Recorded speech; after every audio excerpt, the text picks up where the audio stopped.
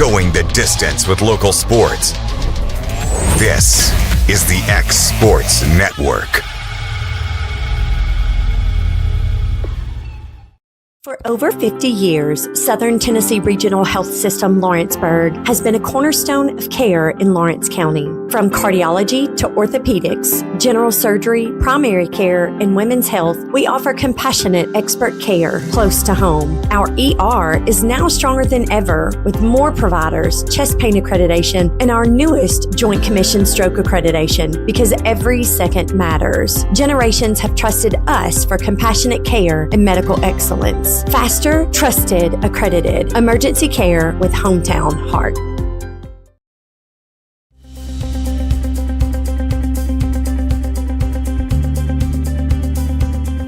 Arctic Air keeps your home or business comfortable.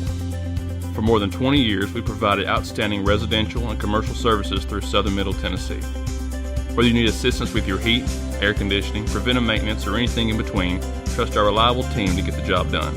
We'll take the time to figure out your specific needs and recommend what we believe is right and best for your situation. We've been using Arctic Air for over 15 years now. Their service is great, they're here when we need them, and their prices are competitive. They take the worry out of the heat and air so I don't have to. Arctic Air, when you need us, we'll be there.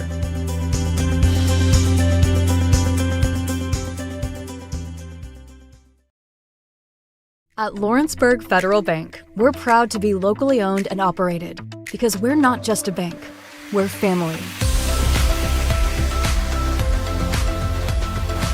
When you call, you'll be greeted by a friendly representative who's ready to discuss your banking needs, as well as offer our competitive rates on CDs and money market accounts. Our loan decisions are made in-house and never sold to a secondary market because our commitment is simple. You matter to us. At Lawrenceburg Federal, we offer all the conveniences of larger banks with a personal touch. Join us at Lawrenceburg Federal Bank, where community, trust, and service come together.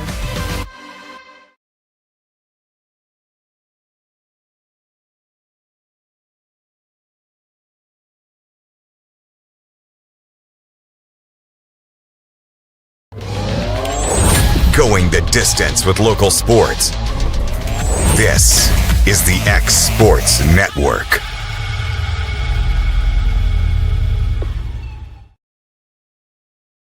And welcome in, everybody, here to this Wednesday edition of the SEC Tailgate here on the X Sports Network. Michael Marks alongside Hayden Burks. We missed the show Monday. You were a little under the weather, so we decided to kind of push everything into one big show here on Wednesday. Yeah, I had a little sniffles, but got some shots yesterday, so I felt a whole lot better. All right, so we'll get right into it. Former Tennessee guard Santiago Vescovi had an excellent game. That was actually Sunday night, I believe that game was. But he led Uruguay with 24 points and 5 assists en route to an upset over the United States, 86-85 in the FIBA AmeriCup. Kentucky has named transfer Zach Calzada as the team starting quarterback for their opener against Toledo. Calzada is entering his 7th season of college football, so he's been around the block. He's had previous stops at A&M, Auburn, and Incarnate Word. Calzada's freshman season was 2019. That was when Joe Burrow was leading LSU to the national championship. Justin Herbert was leading Oregon to the Rose Bowl against a Wisconsin team with Jonathan Taylor. I mean, it's been a minute. Jarrett Garantano and Jeremy Pruitt are still running things in Knoxville, so it shows how long ago that's been. Pre-COVID. Yeah. He's been around. He's seen everything. Yeah. Powerade has actually signed with multiple college football players. Signed multiple college football players to NIL deals prior to Week 1. A couple are in the SEC, those being LSU quarterback Garrett Nussmeier and Georgia running back Nate Frazier. So two pretty big athletes looking into the season. Tennessee has extended head football coach Josh Heupel his contract until 2030. In a statement from the athletic department, Danny White has said Josh has brought Tennessee's football program back to its rightful place among the nation's elite programs.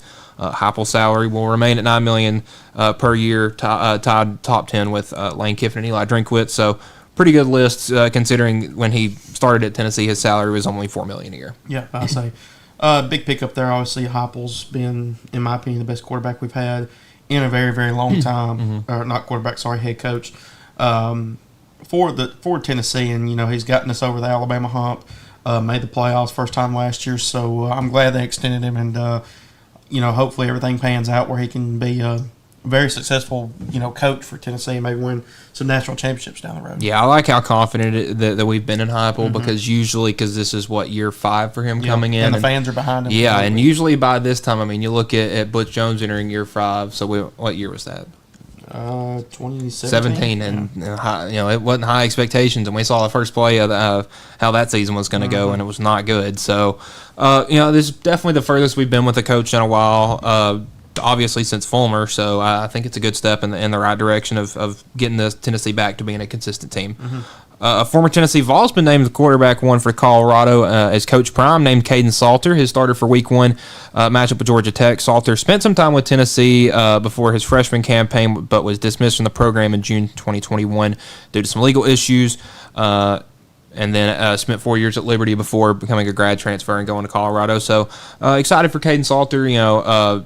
Obviously his career was definitely up in the air after he was, dismissed from the team at Tennessee before even entering his freshman year, technically. So I'm glad he was able to pick his career back up, and hopefully he'll have a good year at Colorado and can make it onto the NFL. Probably the most interesting thing I saw today, Chipotle is giving every walk-on athlete at Florida, Georgia, and Ohio State a customized card, granting them free Chipotle during their entire duration at the school. Hey, but I say that, maybe that will... I don't know. That's very odd in my opinion. Yeah. I've heard of special sponsors where football athletes. I think even they has one for Bojangles. Or something I believe like so. But Chipotle. I mean, that's a good company, right? Yeah, and with some of those SEC sized offensive linemen, man, they might be losing money on this deal. Yeah. We got a new women's soccer top 25 that features a plethora of SEC teams. This is the United Soccer Coaches ranking. It's the number you see up there when you watch a game on ESPN Plus. So starting off at 25, Vanderbilt is 3-1 on the season. Number 20, Oklahoma's 4-0. Number 17, Mississippi State, they're 2-0. 13th ranked Georgia Bulldogs are 3-1. Their one loss coming to UCLA, so it's a very good opponent, obviously. 12th ranked South Carolina at 4-0. 8th ranked Arkansas at 1-1-1. And then the number 2 team in the country, the Ladies in Orange, Tennessee 4-0. The Vols actually received more first place votes than the number 1 team, Stanford, but was still 1 point behind them overall. Rankings are really weird. So, but to go from not ranked to being number 2 in the nation, and within 2 weeks, within 2 weeks is huge. Yeah, and interesting to see that Georgia has actually played a very similar non-conference schedule. They've played both UCLA and North Carolina. They beat North Carolina. They lost to UCLA. Yeah, where's North Carolina at on that? They were 12 last I saw, so they've definitely taken a step back due to a tough start. Number 1 to probably, how many? They've lost 2 games. Yeah, so they might be around that 17-18 range. Yeah, I'll pull that up here in a moment. But the biggest news, I'm surprised we actually didn't talk about this earlier on X Sports Today, but YouTube TV and Fox I saw that. Are currently locked up in a carriage dispute a day away from the college football season starting on one of their platforms. The parties have until 5 p.m. Eastern, 4 o'clock Central today to reach a deal. So coming up by the end of this show. Yeah, pretty much right around the time we finish the show, hopefully they have something figured out. Because if not, YouTube TV will be without Fox. They'll be without FS1. They'll be without the Big Ten Network for Week 1, which means you're missing out on some games. You don't get the Auburn-Baylor game. You don't get the Texas-Ohio State game. There are a bunch of big games you're missing out on. And what I hope this doesn't come to is that they wait till the last minute and YouTube TV pays some absurd amount to Fox and then ends up and jacking up everybody's YouTube TV prices. Because if they don't get something figured out, they're going to lose a lot of customers. Leading up to the college football season. And now it's difficult because it's not as simple as having somebody come put a dish in anymore. You got to switch providers. I got Hulu TV. I've never had a problem with it. I think there may have been some streaming disputes, but nothing major coming up. So, Hayden, this is the last episode of our schedule preview. We've got the last 4 teams. We've got our predicted standings. So we will get into that, but real quick, we're going to go over our Thursday and Friday SEC games. We got 2 of them coming up here this weekend. And we can get right into it. We got on Thursday night, tomorrow night, we got Missouri playing host to Central Arkansas. We've seen Missouri's going to run a 2-quarterback system with Bo Perbula and Sam Horn.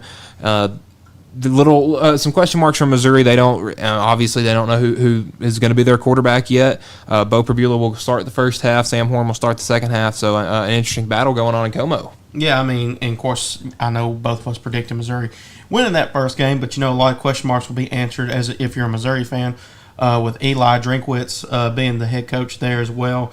Like you said last year, they were a 10-3 team last year that was under the radar for sure. You lose Cook as your quarterback, though. You're having to still trying to figure out who your number one will be. And, Central Arkansas, that's a good team to obviously a really good FCS team to start your season against at home. Obviously, crowd's going to be hyped, up and ready to go. And now you get to figure out, who you're going, who's going to take the snaps. So, we'll see. I'm really interested to see on Thursday, because I think they will need to make a decision following this game who their quarterback's going to be, because you get launched into a big rivalry game with Kansas the next week, and Kansas looked really good in week 0, and they have an FCS opponent. My money, but they have an FCS opponent this week to even bolster them up a little more. So. That Kansas-Missouri game is looking a little more interesting now. Kansas could probably beat them, too. Because of this. On Friday night, we got another SEC game. We have Auburn traveling out to Waco to face Baylor. That game at 7 o'clock on Fox. And if you have YouTube TV, you might have to watch it another way. Yeah. Right now, ESPN's matchup predictor has Baylor a 52% chance to win. Pardon. But Auburn, actually 2.5-point favorites via the spread.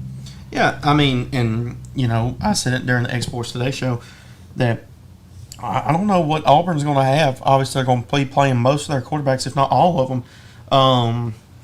But like you said, and it was like what AJ was saying, that, both coaches are coming in this game. Hugh Freeze as well. Hugh Freeze probably the worst between the two. On the hot seat.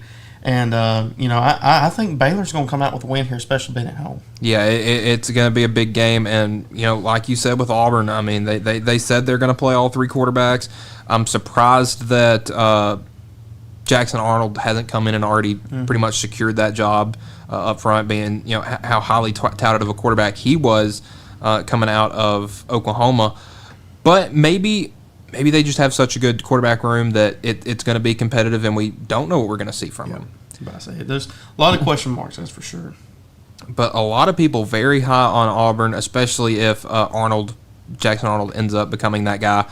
But again, Hugh Freeze says that all 3 guys are going to play in some capacity. More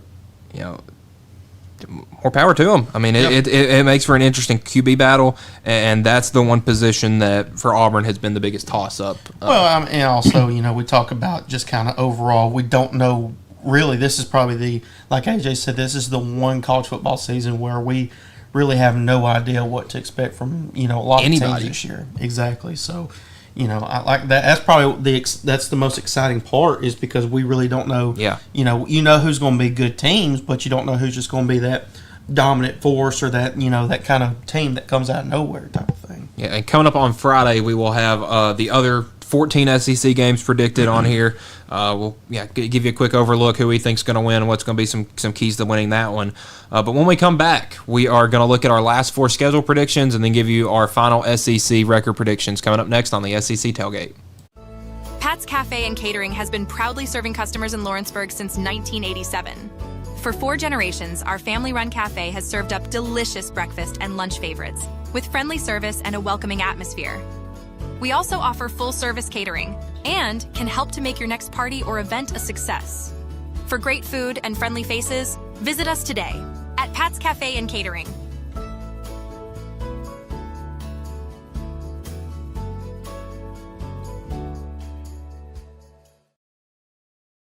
Gifts and goodies galore await you at Miss Millie's in downtown Lawrenceburg. From brands you know and love, like E. Newton Jewelry and Tyler Diva Wash, to unique specialty gifts, you will find it all here. Whether you're looking for the perfect gift for someone you love or shopping for yourself, shopping local is the way to go. We have home goods, women's fashion and accessories, baby items, and lots of seasonal decorations. Our friendly staff will welcome you in, help you find what you need, and even package your gifts for you. Also, we can't forget to tell you about our popular bridal registry. Future brides can come and create their perfect registry with us. So stop by Miss Millie's today. We're located in the northeast corner of the square in downtown Lawrenceburg.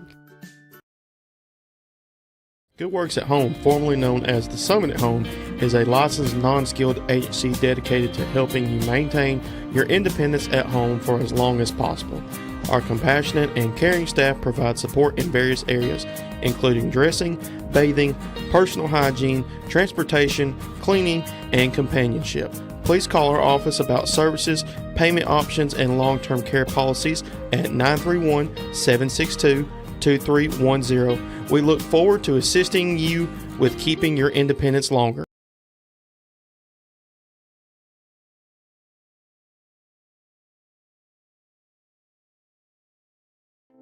Here at Fields and Brown Barbershop, legacy means a lot. We're trying to fill big shoes left by my two uncles and my grandfather, where every haircut came with conversation and every customer left a little taller than when they walked in. The barbershop is about pride. It's about knowing your barber knows your name and your story. Come see us at Fields and Brown Barbershop, where tradition never goes out of style. 3 generations, 1 legacy, your barbershop.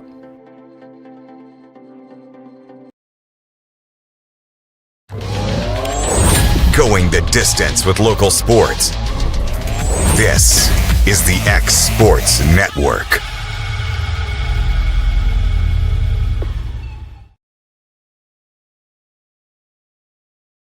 And welcome back. Our next segment here on the SEC Tailgate. Michael Marks with Hayden Burks, and we're starting off one of our 4 schedules remaining.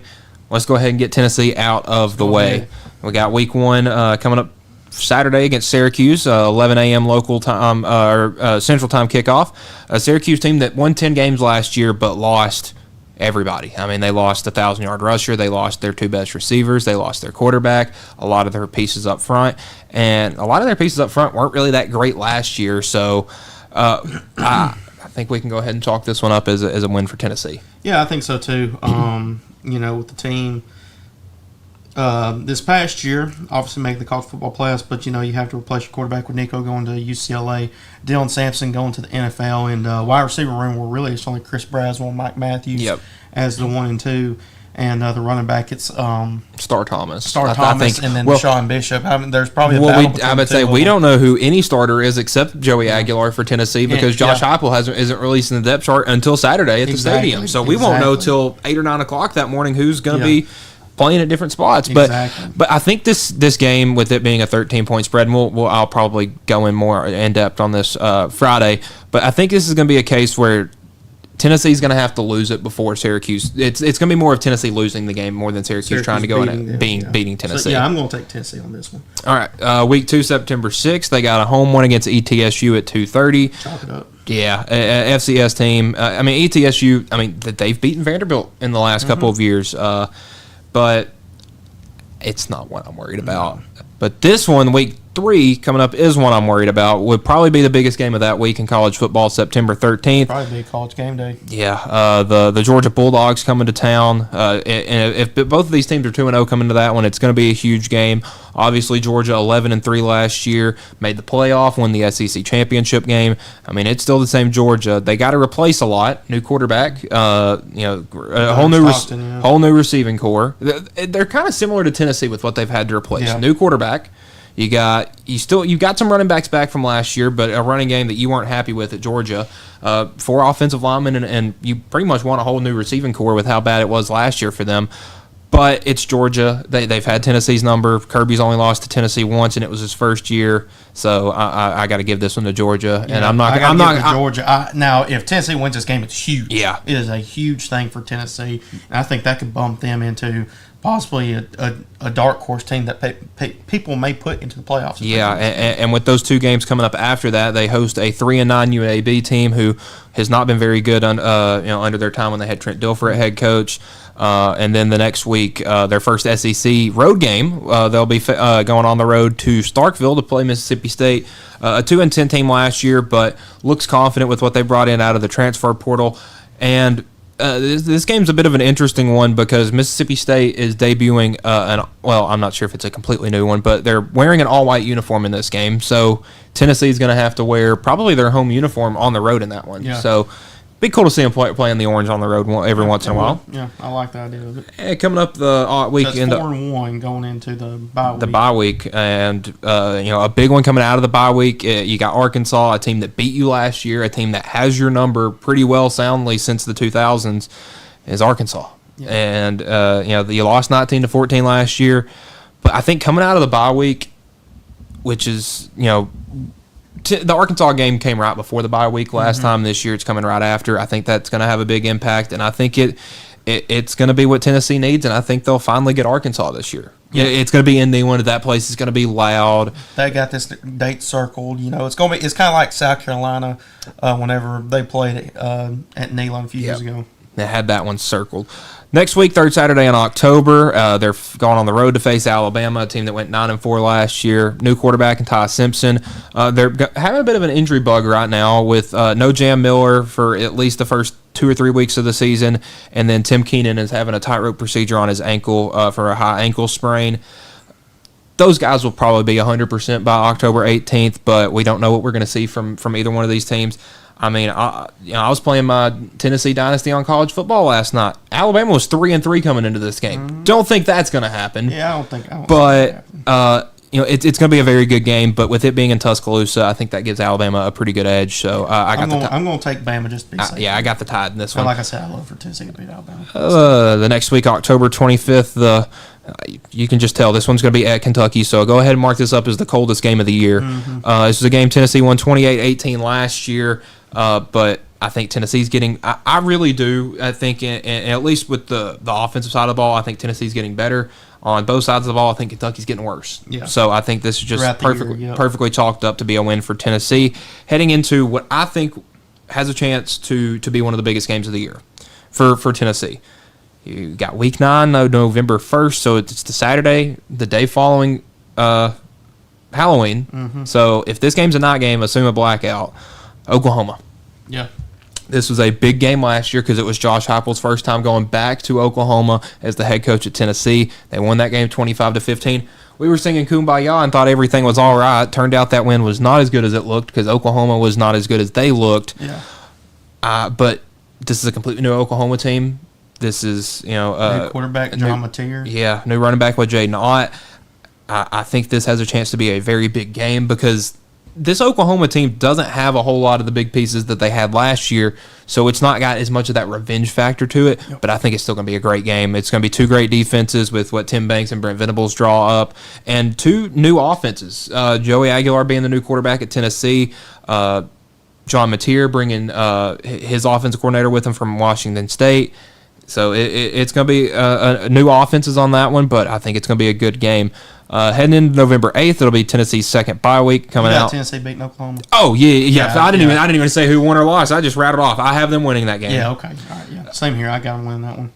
All right. So Tennessee is 7-2. Yeah. Is that heading into the second bye week? Yeah. 7-2. Coming in out, they got a big game at home against New Mexico State. I think that is the military appreciation weekend. So I think this is when we'll see Tennessee wear the new gray uniforms that they got for the year.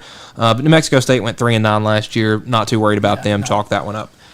Now, if this lines up how we think it could line up, this game is huge right here. Yes, it is. November 22nd at Florida. Florida went 8-5 last year, but they brought DJ Lagway back. They made a strong push in the portal. They're good in the trenches. And Tennessee hasn't won in Florida since I was like 4 months old, and so makes you about 2 at the time. So, I mean, and it's the same. It was kind of my same reasoning on the Georgia and Alabama picks. The only reason that I see Tennessee losing that is because it's on the road. We haven't had a big road win in the SEC yet necessarily, so I think that continues. Maybe if maybe you can win that game if Florida's got some injury problems, but I assume Tennessee will probably have a few of their own. I'm going to stick with my original pick. I had Tennessee win. I think this is the year that you need to make a point and try to get that playoff push. And I think there's going to be some guys beat up towards the end of the year here. And the good thing is, in the past, it's always been Florida at the start of the year. Now we get them towards the back end of the year. That's what I like. They flipped the Georgia and Florida because they both used to be early season games, and they used to play Florida early in the year, and they were always hyped up because it's Florida. They're going to get a high preseason ranking, and they come in there and beat you. And then by the end of the year, they're 6-6. Georgia, on the other hand, usually doesn't have their stuff figured out until about October. Yep. Now, I'm not saying they're going to slip up and lose this game to Tennessee, but I think it's more than likely. It could happen because, again, Georgia, how much of an identity are they going to have by week 3? I mean, we looked at their schedule. They don't have a tough start to the season. Last game of the year, November 19th, against Vanderbilt. It's Vanderbilt. They would have to beat us the next 50 years to tie up the series. I got Tennessee. Yep, I got Tennessee, especially with all the, the Diego Pavia stuff and Vanderbilt. It seems like their season only consists of beating Tennessee. Yeah. And so I think Tennessee fans, and I know Tennessee's probably going, okay, well, we're going to show you who the best team in Tennessee is. So my best case scenario for Tennessee, I think, is 11-1. I think the only game on that schedule that really they should truly lose is a split between Alabama and Georgia. But worst case, I mean, you could lose to Oklahoma. You could lose to Arkansas again. You could go 7-5. Yeah, 7-5 is worst case. But I got them at 9-3. I got them 10-2. So 9-3 with a 5-3 conference schedule. I think that's a good overall year. And now we'll head on to the fighting Texas Aggies. Starting off, they have a Week 1 game against UTSA, a team that went 7-6 last year. But Texas A&M is one of those teams that usually comes out of the gate firing. I got them a win right there. Yep, I do too. They should beat UTSA. The next week, they got Utah State, a team that didn't have a good year in the Mountain West last year, went 4-8. I think I'm going to chalk that one up as a win as well. That's not a win. But a big game for them. And this another big game that same week that Tennessee and Georgia play. And good thing they're not at the same time so we can watch both of them. Texas A&M's heading up to South Bend to face Notre Dame in the second half of that home and home. We saw Notre Dame come into Kyle Field last year, Week 1, a loud, raucous crowd. And Riley Leonard and Jeremiah Love and Jadarian Price really took that game over and pretty much won it for Notre Dame. I got them winning again this year, Notre Dame. So, I think they win that game too. So a very early bye week for Texas A&M, September 20th, but they're coming out of the bye week 2-1 facing Auburn. Now, this is a game they lost last year in 4 overtimes to an Auburn team they should not have lost to. It's early in the year. I don't think Auburn's going to have themselves figured out at this point. I have Texas A&M winning this game. I've got Texas A&M too in this one. Yeah. Going on to Week 5, first weekend of October, October 4th, Mississippi State. I think we can chalk that one up. Chalk it up for A&M. So now we got them at 4-1 heading into a big game on the road at Florida. This is a game that A&M won last year. This was the debut of Marcel Reed when he came out and ran all over Florida, made their guys look silly. I don't think Florida's forgotten that one. With it being at Kyle Field, I think it gives A&M a bit of an advantage, but I just think Florida's a better team this year. Yeah, I think so too. I'm going to give Florida on that one. All right, the next week they got to travel a little bit east over to Arkansas to play the Razorbacks, a game they won by 4 last year. I think they're going to win it a little more convincingly this year. Yeah. I don't think Arkansas is going to be as good, and I don't think Taylor Green will be able to save them this year and keeping that game close. Give me A&M on that one. A big one, October 25th at LSU. This was a big game last year. I believe it may have been 2 top 10 teams, and if not, it was very close. A game that LSU controlled for most of the first half, and then Marcel Reed happened again and ran all over LSU and gave A&M that win. But I think LSU gets them back this year. It's at Death Valley. It'll be a night game. I just don't see them losing this one. Yeah, I'm with you. This is probably the one I went back and forth between the two of them, but I'm with you. I think LSU will get them since it's in Death Valley. So first weekend of November will be their second bye week, bringing them into a Week 9 road game at Missouri. They've got some rest, a game that they won pretty convincingly last year on the road or at home. I think they'll win again this year. I'm going to go with Missouri. Oh, wow. I know we switched up on that one, and I'm going to stick with it because I have Missouri winning that one because they went on that losing streak.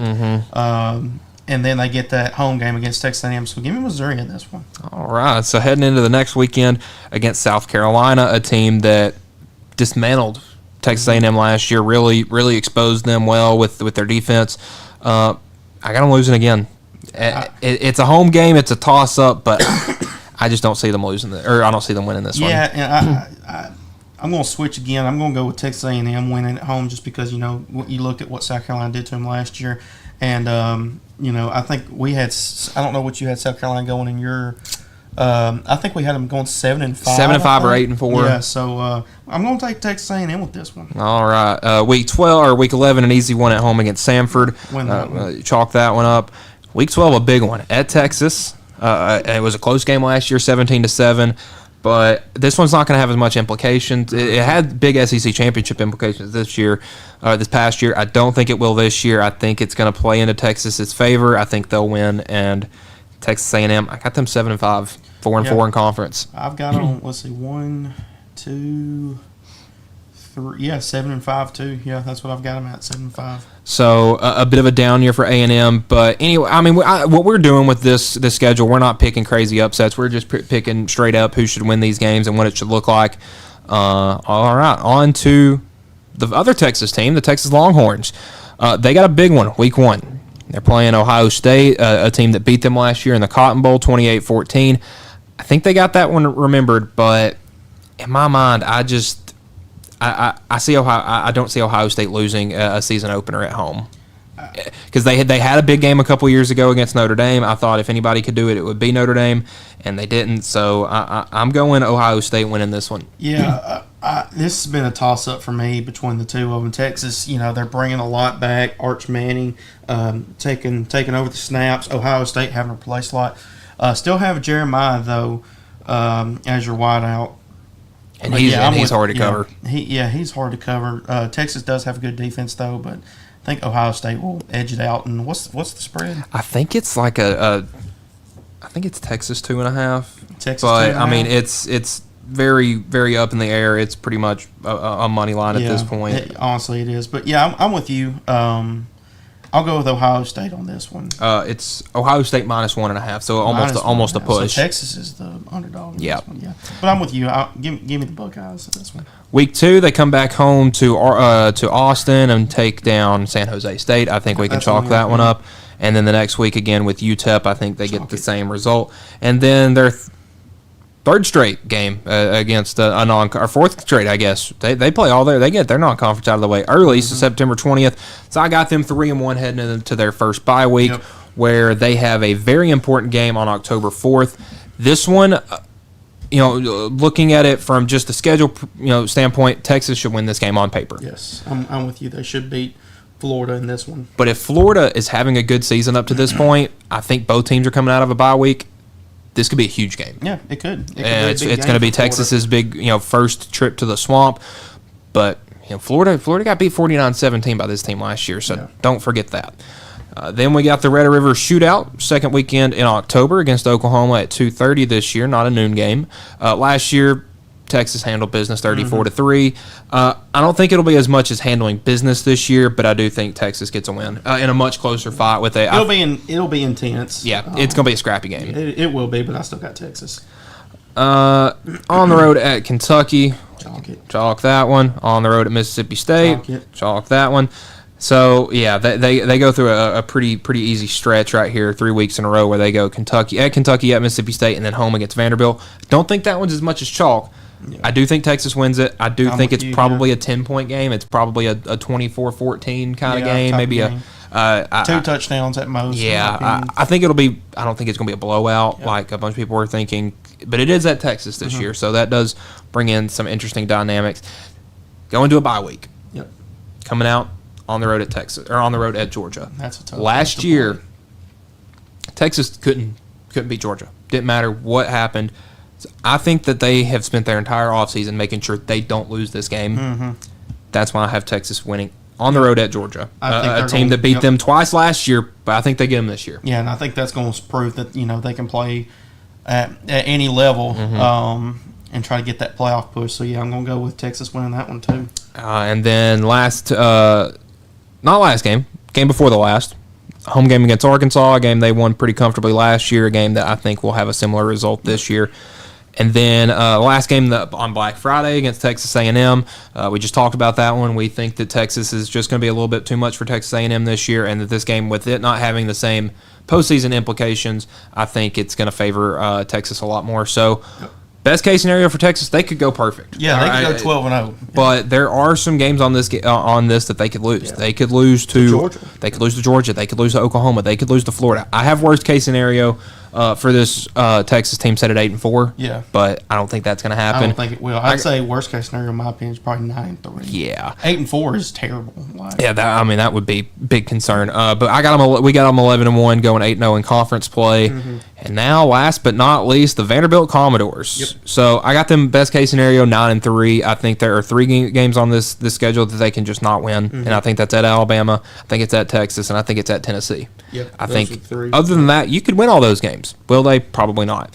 All right, week 1, Charleston Southern. This was a 1-11 FCS team last year. Chalk it up. That's a win.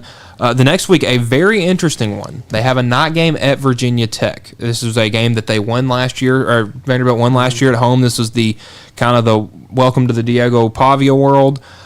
I think we're going to get a similar result this year. I think it's going to be a close one, but I think Vandy goes on the road and gets a big win and sets them up for a big week 3 matchup at South Carolina.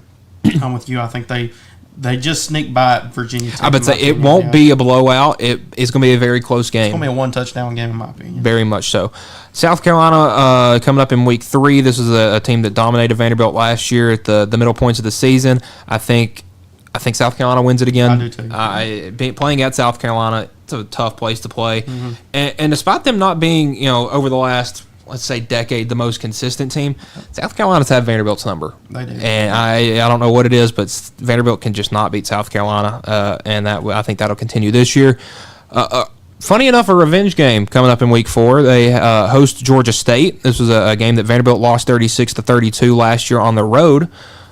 Strange game playing at Georgia State for an SEC school, but they welcome it in. This Georgia State team went 3-9 last year. I think they've somewhat had this one circled. I'm going to give this one to Vanderbilt. Yep. 3-0. Utah State playing another SEC opponent. They got Vanderbilt in week 5, weekend of September 27th. I think that's a win. So this is setting up for a 1-loss Vanderbilt team. 4-1 going into trotting into Alabama, which is just the funniest thing of all time. But I think they're going to get their bell rung a little. They're going to get their bell rung in this one and get a bit of a reality check, because I think by October 4th, Alabama is going to be kind of riding high. I mean, I'll go back and look at Alabama's schedule real quick, but I think this is when they're coming off Georgia.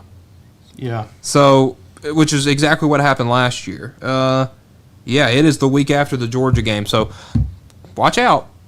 I don't think it'll happen again, but I think Alabama picks up the win. But it could get interesting, because that's what Vanderbilt did to teams last year. They got a bunch of good teams the week after they faced Texas and were able to kind of stand with them on a physical standpoint, because that team was just a beat up. The next week is a bye week, and then they come out of the bye week at home against an LSU team that they only lost to by 7 points on the road last year, to night game in Death Valley. Now, just because I'm trying to just pick as many games right as I can, I got this chalked up as a loss for Vanderbilt. I think LSU's the better team.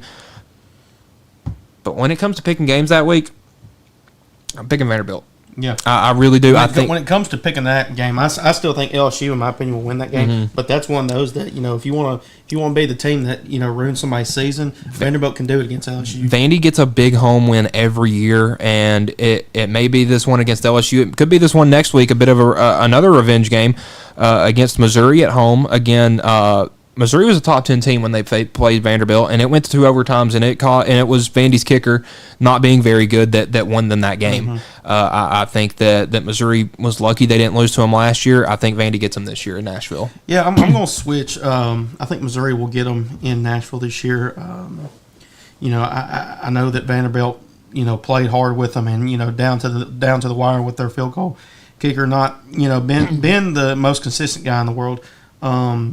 But yeah, I'm going to take Missouri in this one. All right. Week number 9, November 1st at Texas. That's a loss. That's a loss. We talked about that one already today. Week 10, a game against Auburn.